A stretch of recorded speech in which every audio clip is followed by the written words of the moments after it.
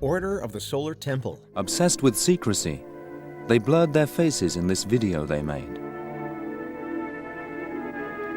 It shows the start of an initiation ceremony. In 1984, Luc Jouret and Joseph de Mambro founded the Order of the Solar Temple in Switzerland. One of the leaders, Joe de Mambro, was a businessman. The other, Luc Jouret, a doctor. Their practices were allegedly inspired by the teachings of the Hermetic Order of the Golden Dawn and Ordo Templi Orientis, as well as Christianity's Knights Templar. Like many cults, they believed in the fast-approaching Second Coming of Christ, or the Solar God King. At its height, it boasted over 1,000 members in Canada, France, and Switzerland. In September 1994, de Mambro ordered followers in Quebec to kill fellow members Antonio and Nikki Robinson Dutoit, along with their young son, who he accused of being the Antichrist. Then, in October, 53 OTS members in Switzerland died by being poisoned, shot, or smothered with plastic bags, some voluntarily, others involuntarily. By 1997, 21 more members died in France and Quebec. What really happened to the Solar Temple may always remain a mystery. Did 69 people take their own lives? Or is there a more sinister story still to be told? Los Narcos Satánicos. In the 1980s and 90s, Matamoros, Mexico was home to a drug-smuggling satanic cult headed by Adolfo Constanzo and Sarah Aldrete, whose beliefs were a mix of religions, mainly Palo Mayombe and Santeria. We were dealing with people that believed in human sacrifices. We were dealing with people that had, to me, just had no heart. The cult performed and sold magical good luck and protection spells to drug cartels and other wealthy, powerful figures. Constanzo believed the spells would be stronger using live human sacrifices, rather than animals and bones collected from graves. They ritualistically killed rival cartel members as well as strangers, and on March 13, 1989, they abducted American college student Mark Kilroy. He wrapped heavy duct tape around his eyes and forehead and face and his head. They assured him that he was not going to be harmed. Among the discoveries at Costanzo's desert ranch home were weapons, drugs, and 15 corpses, though it's suspected there were many more victims. The media dubbed them narco-satanicos, or satanic drug dealers. There's a group of Satanists who believe that the souls of their dead would protect their drug smuggling. The Vampire Clan.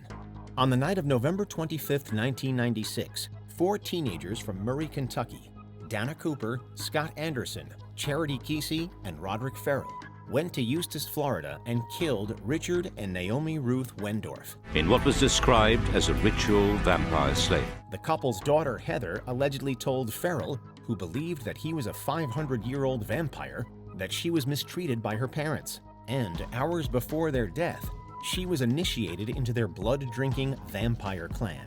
While Farrell and Anderson entered the home, Farrell alone attacked Mr. Wendorf while he was asleep, beating him to death with a crowbar. When his wife walked in on the grisly scene, she met the same fate. A troubled and disturbed youth cannot serve as an excuse for cold-blooded, premeditated murder. Heather was never charged, but the others were convicted of first- and third-degree murder. Farrell was sentenced to death at just 17, becoming the nation's youngest death row inmate. His sentence was later reduced to life in prison. The electric chair has always been a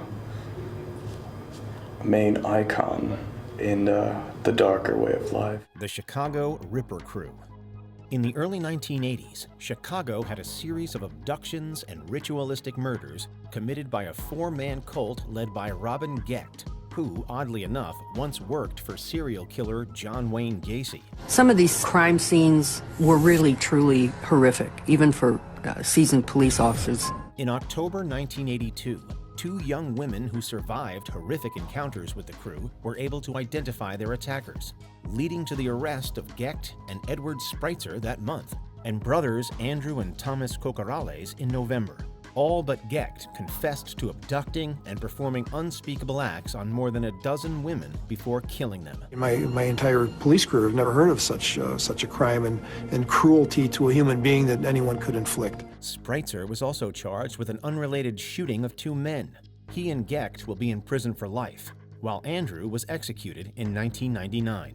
Shockingly, Thomas was released in 2019. They want to see me back behind the bars, permanently. But they got to deal with it. I'm out. The Kirtland Cult. After Missouri native Jeffrey Lundgren was excommunicated from the Reorganized Church of Jesus Christ of Latter-day Saints, or RLDS, in 1988, he started his own radicalized sect.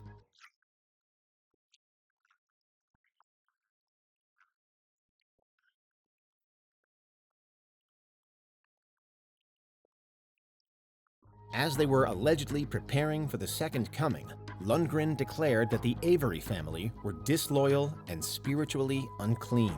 On April 17, 1989, Dennis and Cheryl Avery and their 3 daughters were invited over for dinner. Lundgren shot and killed all 5 of them in a barn and then left their bodies in a pit. I was constrained by the Spirit, and it was undeniable that it was time to begin to clean house.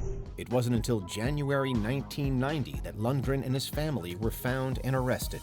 That year, he was convicted of 5 counts of murder and kidnapping and sentenced to death. He was executed by lethal injection in October 2006.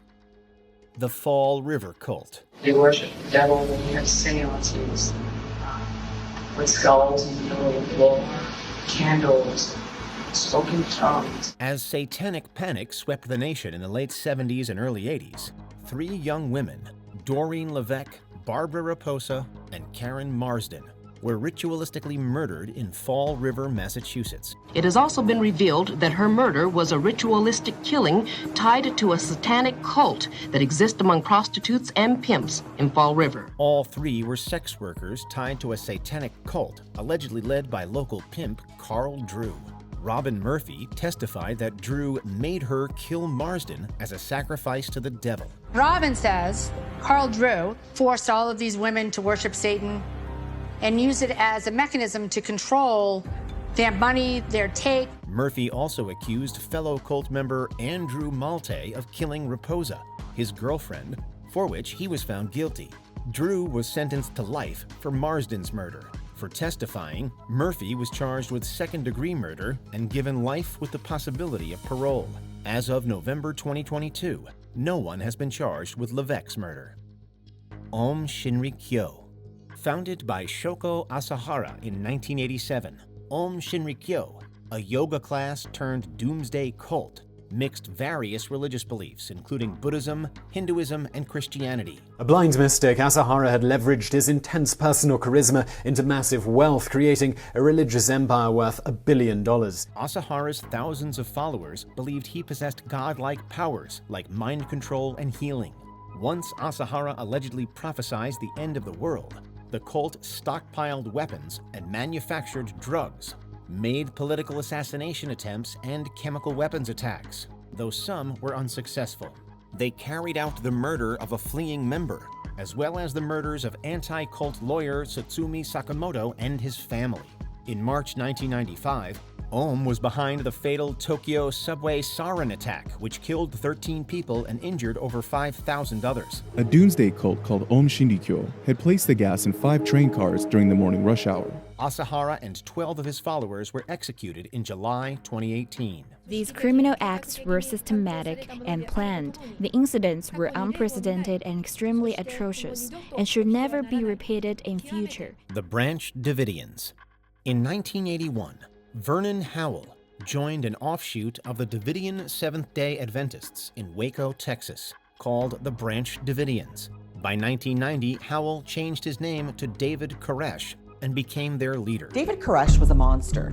He was a highly unstable, self-proclaimed Messiah who used the Bible and used scriptures as a weapon. He claimed God told him that he was the chosen one, and according to former members, had at least 20 wives. He revealed to us one day that all of the women were going to be his wives if he wanted them. Koresh was controlling and encouraged followers to severely punish children. He constantly preached about the impending apocalypse and stockpiled a large number of firearms and ammunition. Their possession of illegal weapons led the ATF to raid their compound on February 28, 1993, beginning a 51-day siege. By April 19th, 4 ATF agents and 82 Davidians were killed, including Koresh. We knew it was a cult. We would joke about it all the time, like, yep, we're cult members. But then again, David would always talk about, well, Christianity's a cult. The Manson Family.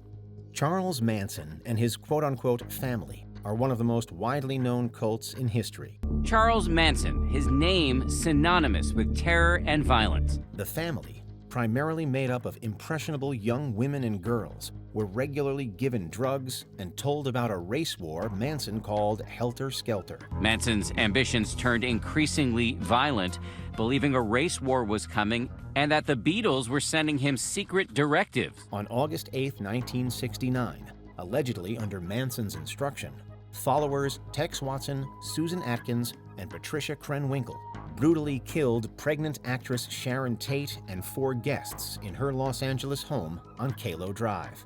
The next night, Manson had Leslie Van Houten join Watson and Krenwinkel in murdering Lino and Rosemary LaBianca. What I remember most was they were like almost proud of what they had done for Charlie. At both scenes, victims' blood was used to write sayings like "death to pigs" to implicate the Black Panthers. Family members were famously convicted of murder, along with their leader. People's Temple.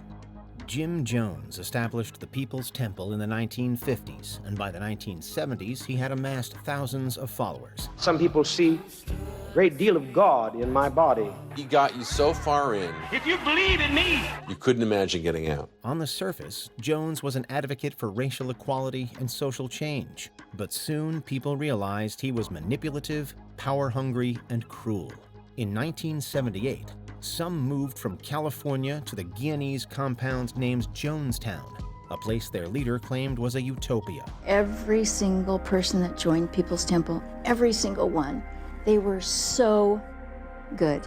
They wanted something better. On November 17th, Congressman Leo Ryan and a group of journalists came to investigate alleged mistreatment. The next day, over 900 people died after ingesting cyanide-laced Flavor Aid, with some being shot for resisting, including Ryan and members who tried to leave. Many were injected with cyanide against their will, including hundreds of children. What happened in Jonestown was murder. That's my experience. That's my belief.